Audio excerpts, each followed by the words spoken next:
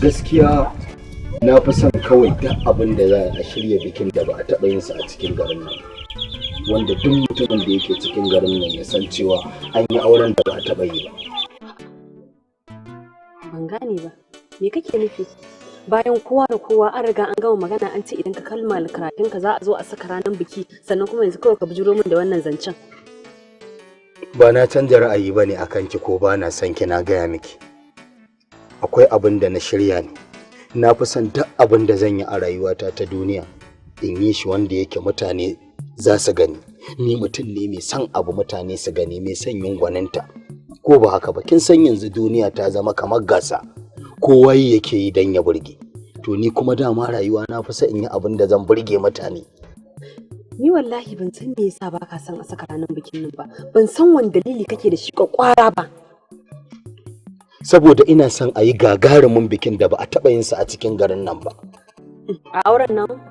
Ka san duk bikin da ake a cikin ƙauyen nan ba a taɓa biki irin na ɗan asabar mai jaki ba ko? Sai da aka share sati a karkaran nan ana sukuwa da jaki. To dan an yi sukuwa da jaki me abin burgewa? Ai ni da na rufe ido ban ga kyau a makanta ba.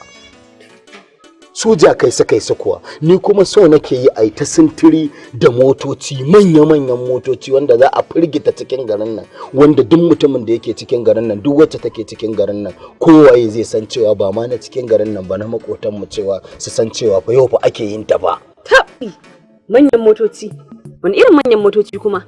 Yin ɗauka wasan wanzamci za a yi tunda shine gadon gidanku? Wanzami, ki sa ruwa ki kurkure bakinki.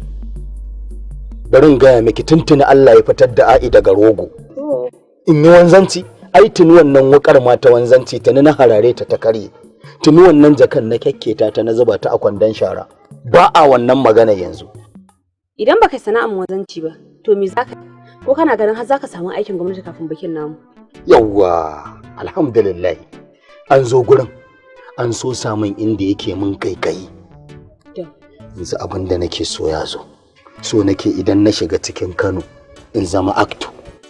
Duk inda ake gwagwarmaya, mamin din nan kar a banni a baya, solo kar a banni a baya, suwaga kar a banni a baya, wizi din nan kar a banni a baya. Na gaya miki fim zan yi. Fim? Fim baka ce? Kwarai kuwa. To kai ka san ma ta inda zaka fara yin fim din ne ma ko? Bari ma in gwada miki.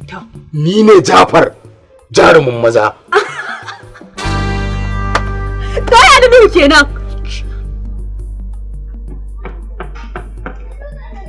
Yahuza. Wannan kuma hotunan su wane ne? Hotuna ne na fitattun 'yan wasan kwaikwayo na Kano.